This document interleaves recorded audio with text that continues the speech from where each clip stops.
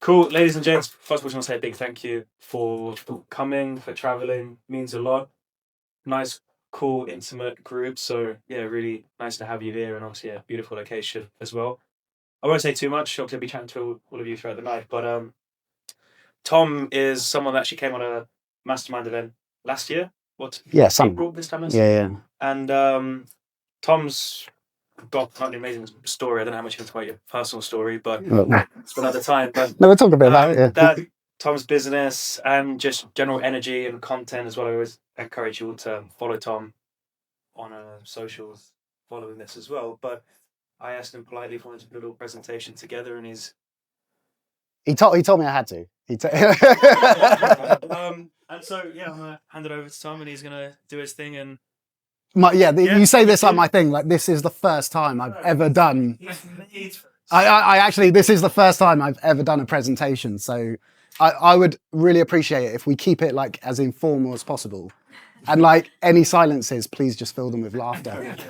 So obviously Tyler asked me to do this presentation and I was quite gassed on it, right? I was like flattered because no one's ever asked me to do anything like that. But I was also like, fuck, what am I going to talk about? Because and Tyler gave me like no hints. So I was like, okay, I'm just going to talk about 5 lessons that I've learned in business and life. So here we go. What button do I press to make this work? Is it? Okay. So hang on. Oh, fucking don't tell me we've got technical difficulties already. So is that going to stay? Right, okay. So I am incredibly uncomfortable with public speaking. But I think like one thing that I want everyone to like take away from this, if there's something I can share with you all, is like, if something makes you uncomfortable, then just fucking do it. And that's what I'm doing right now. And I'm going to talk more about this stuff. So I am trying to prove to everyone that I'm just not talking about this stuff. I'm doing it. So this is a picture of me in front of, that is me. Yeah. I used to have beautiful hair. how old are you there? I reckon I was about 30. Yeah. Years ago. Yeah. And I'm on stage in front of about 10,000 people in that picture because I used to be a musician. And I just thought it was a funny image because if I can be in front of 10,000 people performing and singing, why the fuck am I so nervous about talking in front of like 20 of you, right? And everyone here is probably quite sympathetic to my position right now. So, yeah. But yeah, and I've sort of spoken about why I'm doing this, like getting comfortable, being uncomfortable. And I believe that resilience comes from action, not just like mindset. So, you know, take from that what you will. So who am I? So my name's Tom Ford. I'm 41 years old. I know, I look 28. And one of my, like, I guess one of the biggest skills that I've acquired, not skills that I've acquired, but like one of the things that I've acquired in life is that I've seen both sides of a lot of life. I grew up like quite poor, not like in severe austerity, but quite poor. My dad, who was a businessman, he made a lot of money at one point. And then my family wasn't poor anymore. We were quite wealthy. So I went from living in like small houses to living in like big houses, from having like one car to having like Ferraris on the driveway. And it was interesting to see that, right? And I think it helped me understand that that was possible. But then my dad, who was an alcoholic, also lost it all a few short years later. So it was back to being poor again. And I remember like bailiffs coming and collecting cars and, you know, like taking furniture, like just like gnarly shit, right? But so I've seen both sides of success, if you like. And I've also been, for most of my life, a struggling musician, like most musicians are. And then at one point, I was not struggling anymore. Like I was hired into a band who had a #1 in like 15 different countries at one time. I was like touring the world on tour buses. Like it was sex, drugs, rock and roll. Like I never had to chat a girl up. They just came to me. Like I was getting free guitars. I was getting like money thrown at me and it was fucking amazing. And I indulged like in every sense of the word, right? So I've seen both sides of, I've played gigs to no one, and I've played gigs to 100,000 people at a time. So I've seen both sides of that as well. And my musical career, I'm talking about some sensitive stuff, but my musical career was cut short when I was diagnosed with cancer. And I must have been about like 24. And I can't remember a lot of it, if I'm honest, but I was diagnosed with cancer, stage 3 testicular cancer. And I was kind of like, went from this high-flying life to gnarly surgeries, high-dose chemotherapy, and then I started getting better. And then I got cancer again. So I got cancer a second time. And I had a large tumor on my lymph node, which I had to have a robotic surgery to remove. And it was like touch and go whether or not I'd survive that surgery. So health-wise, I've seen both sides of health, right? And I met people in that hospital that I know didn't make it. Do you know what I mean? So I've seen both sides of health. And, when you come out the other side of something like that, you don't come out the same person. You come out as something different. And I came out as completely unemployable. and I've been unemployable ever since. And so now I call myself an entrepreneur. But I think it's like a really solid point that like a lot of people who think they are entrepreneurs, it might not actually be the case. You might just be fucking totally unemployable, impossible to manage, and you can spin it and turn it to your advantage. And that's kind of what I've done. If you got any questions while we're going, by the way, just fire them at me. But so now I'm an entrepreneur, and these are my businesses. The bulk of my work is in Skyline Fire Stopping, which is a passive fire protection company. We work with like big developers, and we do the fireproofing in their buildings, and that takes up most of my time. I also leveraged coaching a lot on my way up, and when I was 40, I trained to become a life coach, and I did an ICF certification, and I started a coaching practice, and I did that for a bit, and to be honest, I enjoyed it because I got fucking amazing results out of people. But I also like realized that I'd built this freedom business here, and then I built a business where I had to be on schedule with other people, and I was like, this is fucking shit. So I kind of like have this love-hate relationship with coaching.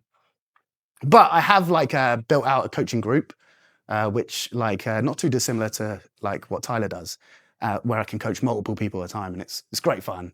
But it's not really a moneymaker. It's more like it's more of a sort of a self-development pursuit, if you like. I also have an AI startup.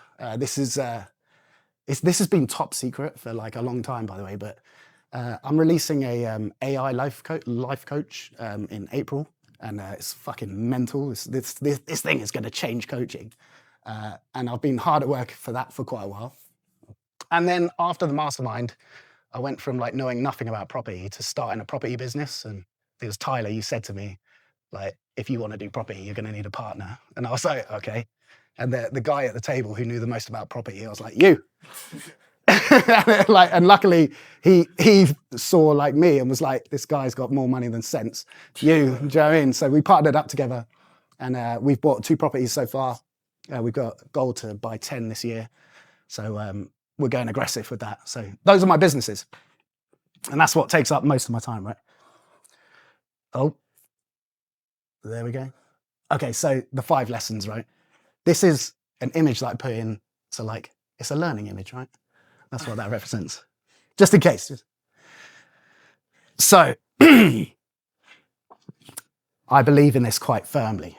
So I might get fired up with this, but only the strong will thrive. Like, I've used the word thrive, not survive, because for a reason. It's not about survival, it's about thriving. Like, we live in a neutered world. Like, no one will tell you the fucking truth about being strong and about overcoming adversity.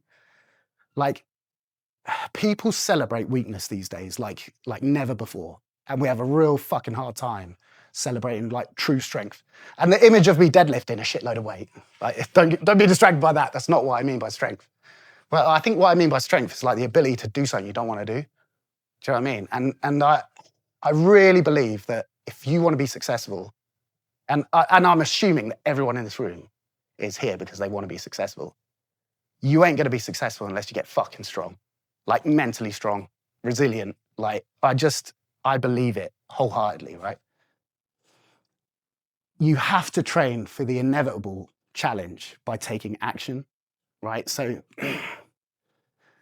I think what I'm doing right now is like an example of that. Like you can't talk about doing shit. You have to be about doing it. And I think Tyler, the marathon you're doing, right? The run you're doing is like a great example of that, right? Like why are you doing it? If you had to summarize it, like I just think, yeah, like I'm just on a mission to explore kind of what I'm capable of, and I just know, like in life, you're gonna experience, like you have, unchosen suffering. Yeah. And the only way to prepare for that is to go through chosen suffering. Yeah.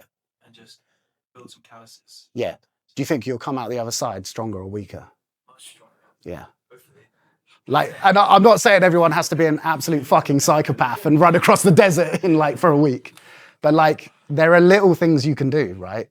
And I believe that you need to cultivate these skills, and it literally can start with something as like simple as a fucking, I don't know, a cold shower, or like speaking in front of people that you don't want to fucking like, you know, it can be, you know what I mean? You know, but you know what I mean? Like, so this is like one of my top lessons, you know, and Mark Bell, who's a famous powerlifter, said this: strength is never a weakness, and like that stuck with me, and it's fucking true. And I can tell you, like, I've been to like, I've done some tough shit, and I've overcome bad shit, and I can tell you that strength is never a fucking weakness. So you should embrace strength at every fucking turn that you can. So that's my rule number one, or lesson number one. Lesson number two: if you don't stay humble, you will get fucking humbled, right? And I have been fucking humbled over and over again. Like, and I've intentionally put this image of me loading up my car with Louis Vuitton luggage because like it looks like such a fucking flex, right? But like, man, I have lost more money this year than probably most people have made in their entire lives, right? Like, you will get fucking humbled. Like, one example, thinking I was in great shape. Like, when I was younger, dude, I had like that long blonde hair, like 6-pack abs, and I was a fucking man. And within like 12 months, I weighed 8 kilos, had no fucking eyebrows, and shit myself on the daily. Like, that's just how rough it was. Like, I took my health for granted, and I learned that lesson like the hard way. Thinking I'd made it in music, right? Like, so I was in this band, and you know, we were hugely successful. And I remember being on the back of a tour bus, and I can't remember what country we were driving through, but we rented Santana's tour bus. So it was a double-decker bus with a jacuzzi in it, and it was sick, right? And I remember, yeah. And everyone had gone to bed. We'd done a gig. We were driving to another gig, and I was still awake. And I was on the back of the bus, and I was playing guitar, and I was practicing. And I remember thinking, like, I've made it. Like, I fucking made it. Like, I'm never going back. I'm never going back to a normal job. I am a fucking rock star now. Like, this is it. I've arrived. And about 3 years later, I was digging a trench on a building site and cleaning the toilets for an extra 10 quid a day. Like, I was not very humble, and I got fucking humbled, right? And thinking I've made it in business as well. This is a recent story.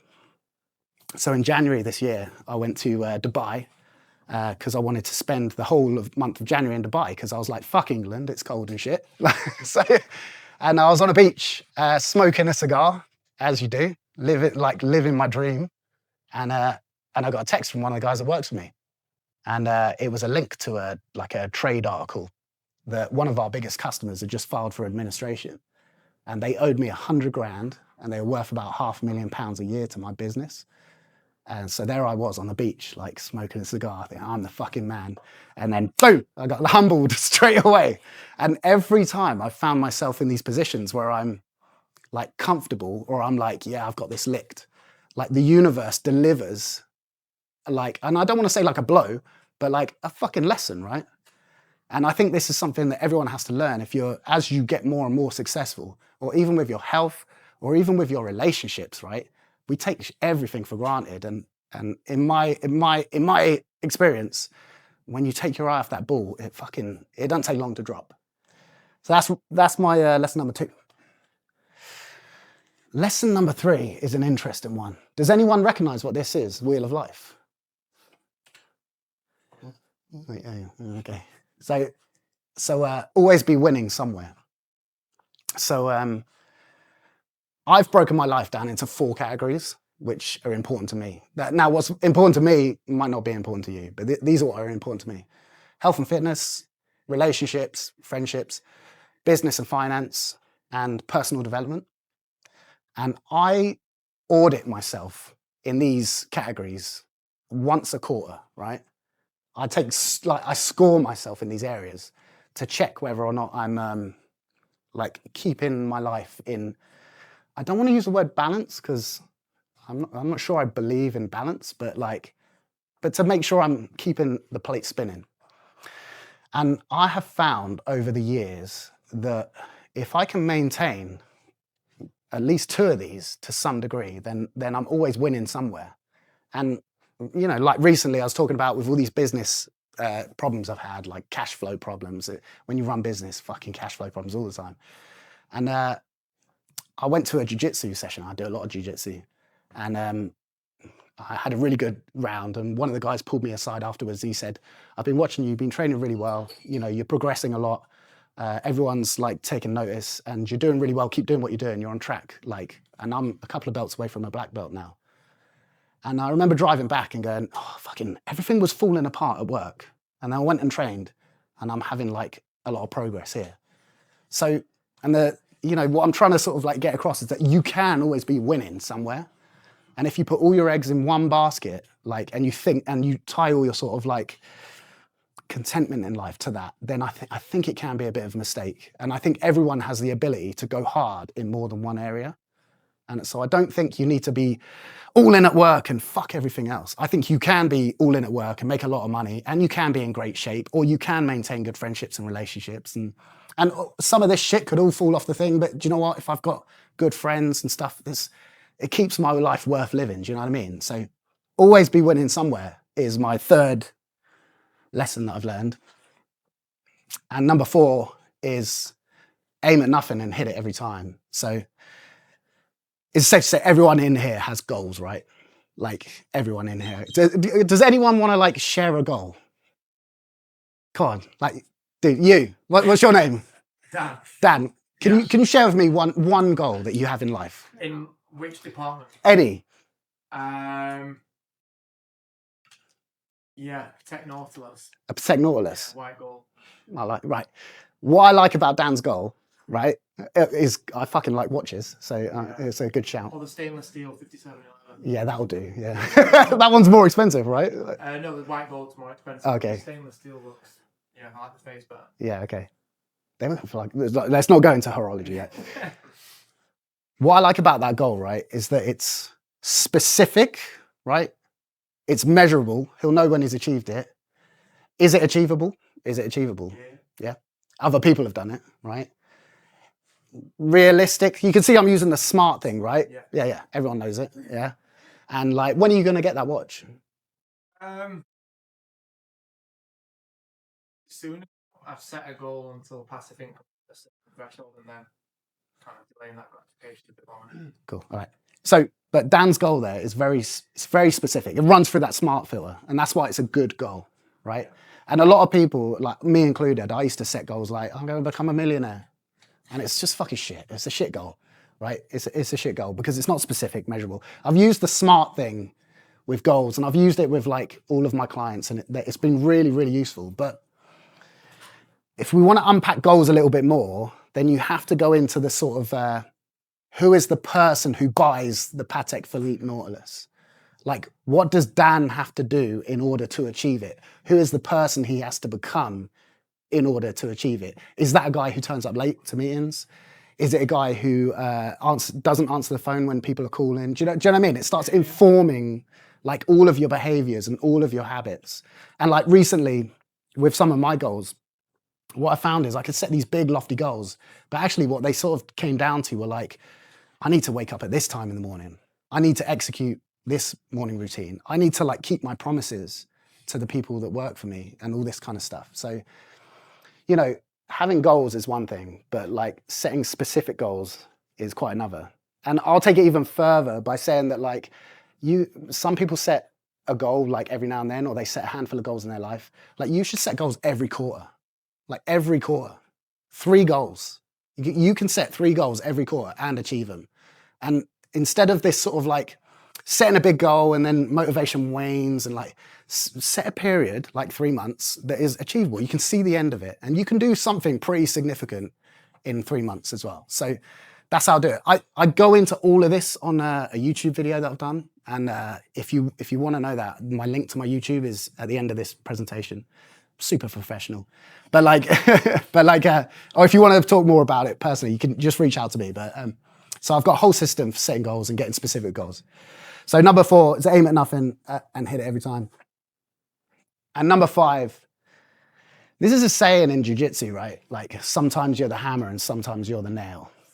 And like we all, I think like with social media as well, like we talk about success a lot and what it looks like and the drive and like when we're winning and all this sort of stuff. But one thing that I've learned is that sometimes it's about like how much punishment you can take as well. Shit perspective is still perspective. Like, and I know this might sound a bit daft, but like having cancer, right, was one of the best things that ever happened to me, because it gave me like this immense like perspective on health and wellness. And I've taken my health so seriously ever since that like honestly, like it's my biggest like attribute at this point. I think when I worked with Billy and I had my DEXA scan and my blood panel, and he was like, "These are the best results I've ever seen," and I'm like, "Yeah," and I'm fucking 41. Do you know what I mean? Like so you can take like that bad perspective and apply it, and it can be a huge strength, huge strength. And I know it sounds daft as well, but like with most challenges that come your way, you're probably not going to die. Like, and I know that sounds like incredibly obvious, but it's also fucking true.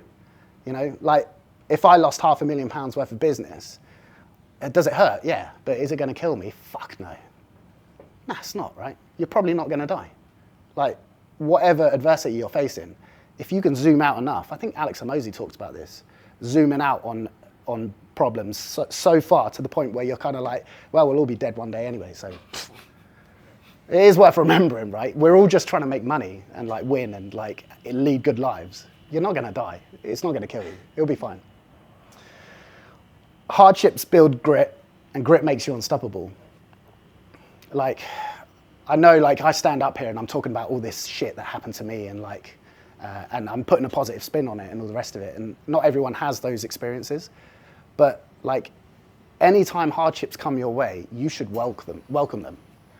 There's a book by, is it Talib Nicholas or Nicholas Talib, called Anti-Fragile, and the whole premise of the book is that if you can get to the point where shit goes sideways and you welcome it because you know it's a chance to get better, then you're fucking crushing it. Like when that customer went under in January, I had a crisis meeting with my team and we jumped on Zoom together, and everyone's like, oh, fucking hell, like how are we gonna do this? How are we gonna pay that? How are we gonna do the other?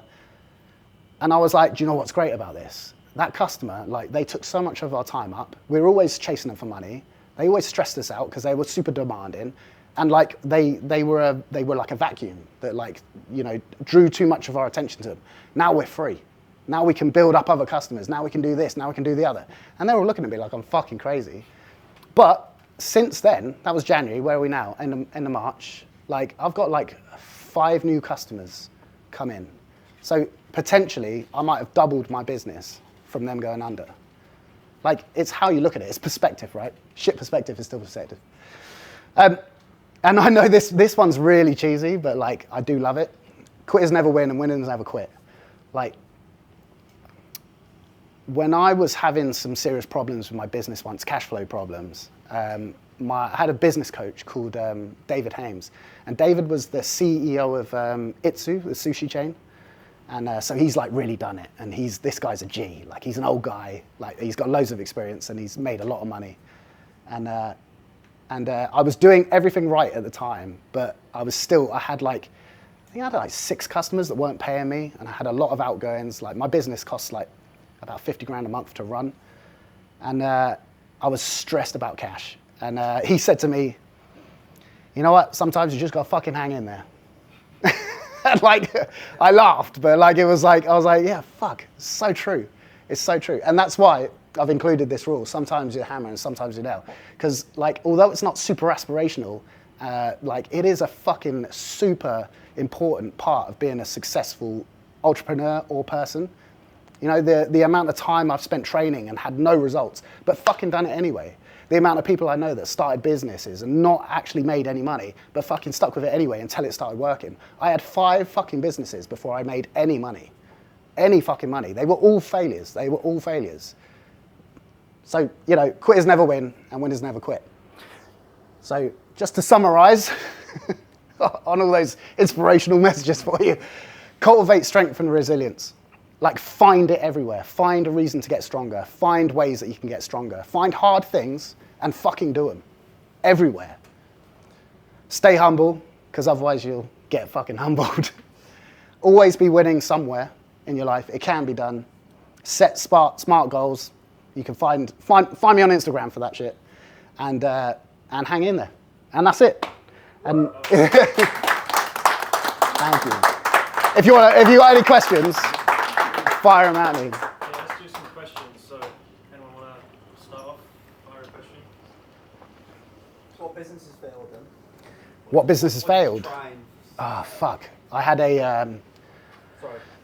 a decorating company that failed.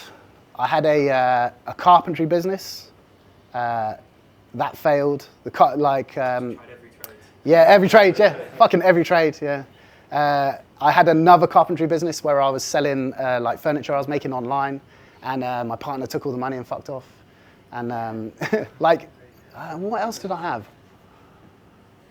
And obviously, like essentially my music career failed as well, right? Like because when I got better, I tried to get back into music, and it was like it just wasn't happening. The whole music industry had changed, and like it was just never going to happen, right? So. Those were the things that failed. More failures than successes, put it that way, right? What did you learn from that? Like from the failures that you now apply? Obviously, aside from the lessons that you've given today. Yeah, those lessons, yeah. No, like one of the guys I'm coaching, right? He's been trying to set up a business for a long time, and he's always got a new idea, right? He's kind of like this idea, and then it's that idea. And what I learned from all the failed businesses, that it's just fucking perseverance. Like it is just like a dogged, like I'm gonna fucking keep going until something works. And obviously, like, don't be a fucking idiot. Like you have to get smart along the way and educate yourself on the way. And that's why you leverage coaching or courses or education. Like when I started in business, there wasn't much of this shit around. So, but yeah, just like belligerent perseverance is what I learned. Yeah, man. Anything else? Any other questions?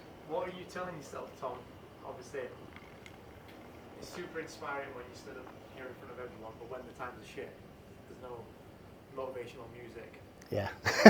It's shit, right? So what are you telling yourself in those times? And also, what are you telling yourself to remind yourself to be humble kind of on a daily basis? Is it kind of, do you have like Well, I bet. routines? Is it, There's two. I mean, those are two questions, right? Yeah. Like, what am I telling myself when things are shit? and when things are good and Yeah. remind yourself Well, to be humble? interesting. It's a really interesting question, right? Yeah. Because like when things are bad, like I'm actually at my best, right? Because of what I've been through. So like when shit goes sideways, I'm like, here I go, because I'm fucking used to this. Like, you know, like I've become so like resilient that like I almost thrive under adversity now, right? Which is cool, but like the interesting question is the second one you asked, which is like, how do I stay humble? And honestly, man, I don't think I've unlocked that, to be honest. Like when Skyline first started making a lot of money, the first thing I did was like fuck off on holiday. Like honestly, like I think in the space of like 3 months, I bought a G-Wagon, 2 Harley Davidsons, about like $5 worth of Cuban cigars, and was sat with my girlfriend by the pool, and she tells me the story about when I had a tantrum because there was nothing to do on the weekend, so I made her book a trip to Capri.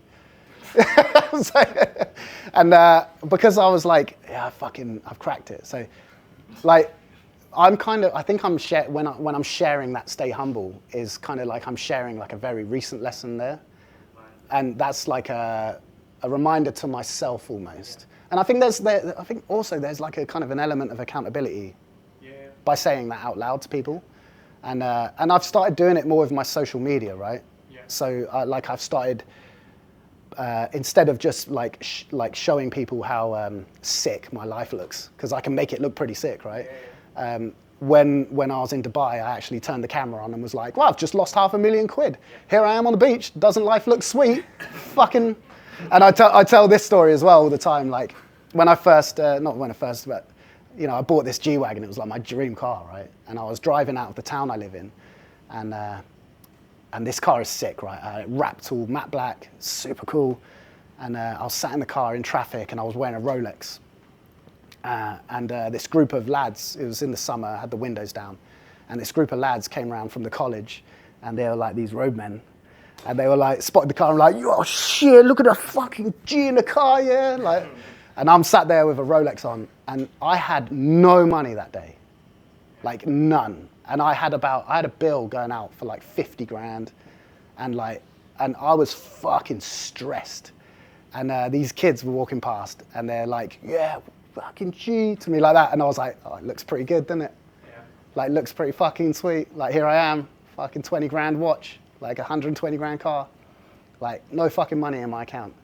And like, so I think like the reason why I tell that story is because like, no matter how good you think it is, like.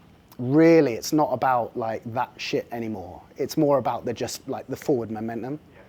So, whilst I like your goal about the watch, because I have ambitions about owning shit like that too, that it is fuck all to do with the watch. Yeah. Like it's about like the human. It's just standards of. Yeah, it's about the man. It's about the man who can go in and go fuck it. That's what I want to wear on my wrist. Yeah. So. You never chase the goal. You chase the character. Yeah. Yeah, you talk a lot about that, man. Like, and the goal is to become someone that's capable of making $1 million. The goal is not to make $1 million. Yeah. And weirdly, in my life, I've become the person who can overcome any obstacle. Yeah. And it's like that's a weird admission to make, but like it has become my character. And then when someone like Tyler asked me to speak at an event, and I go on ChatGPT and I'm like, interview me with a view to like inform me as to what I can talk about in front of all these fucking people. And it says to me, you are uniquely qualified to talk about overcoming adversity. And I'm like, okay. So, but to answer your question, what am I telling myself to stay humble? Like, I'm still learning, man. Even at like 41, after going through all that shit, it's still a work in progress. Yeah. I think the confidence that you can overcome anything now, though, if you were to be humbled again tomorrow, you've got the confidence and the skills to know that you can overcome it. Yeah. And you will come out on the other side. Yeah, and I think yeah, I think anyone can do it. Yeah. I think it's not like, you know, it's not a skill. It's just something I've acquired. That confidence comes from your resilience rule as well, right? It's just a big part of a winner's mindset. Like, I think one big component of a winner's mindset is you just believe there's no problem I can't solve. I say it facetiously with my barber, right? My barber has gone through, he comes and come here, he's been doing it for like 4 years, and he started off just working in a normal shop, could barely speak English, and he's now got his own little studio, he's got his brand on social media, and one thing I said to him was like, bro, what can't we do? What can't we do? Now it's just become a thing between us. Yeah. It's like, and when you believe you can really solve any problem, when the problems occur, which they inevitably do, you don't feel scared. Yeah. Because it's just like, okay, there is a solution somewhere. Yeah. I'm likely not the first person that's experienced this problem, which means there's someone else that solved it. Yeah. Let's figure out how they solved it. But I think it has to be bolstered by action. So, because there are people who say this shit, but then there are people who run across the fucking desert. Do you know what I mean? I think that actions speak louder than words in that way, and that is like a core value at one of my companies. Like when I was trying to come up with the values for my company, like my coach was like, "You need to have your company values," and I was like, "Fuck your values! I don't know I don't even know what it means. That's just a word that people say at business things, right?" And then and then I dropped into a conversation. I was like, yeah, well, actions speak louder than words. And he was like, that's one of your values. And I was like, oh, you mean they can be anything? They don't have to be like integrity. And it's like, yeah, exactly, yeah. So one of the values that I push on everyone is like, actions speak louder than words, you know? Like, we all talk, but like, fucking show me as well, right? Like, I show. just want to echo, building on, I think, your point number 5 about you are inevitably going to face shit, and you kind of alluded to it, but a really good reframe, because we're all business owners here, we're all in a different stage of our business journey. Inevitably, there is going to be shit that goes wrong, and times where it's going to be challenging, times going to be hard. And for me, I just always tell myself, the future version of myself is going to be so grateful that I'm experiencing this, because this experience is equipping me with the tools, the knowledge, whatever I need to overcome it. Yeah, 100%. I went to hospital, had one of my fucking testicles cut out, most of my fucking lymph nodes taken out. I lost all my fucking long, beautiful hair, right? And I was like reduced to absolute, like basically rotting in a bed. And I look back on that as one of the best things that ever happened to me. Do you know what I mean? It's like, how the fuck does that work? I don't know. Like, it didn't feel like it at the time, but, it is my... So, when you guys do face adversities, like, I think that a successful person, like, is literally just like, let's go. Do you know what I mean? Like, I think that is a great attitude to have towards adversity, because it's fucking coming no matter what. Do you know what I mean? I don't know anyone who's managed to sail through life without an adversity. Actually, I knew one guy who I had a best friend, and one of my best friends, he was like really good looking. We used to skate together. He was in skateboarding and snowboarding. He was always the best, right? He was always the sickest. I broke my fucking leg and arm, and he's just fine and all the rest of it. And his life seemed like a cruise. Parents super wealthy, straight out of school into like a really good job.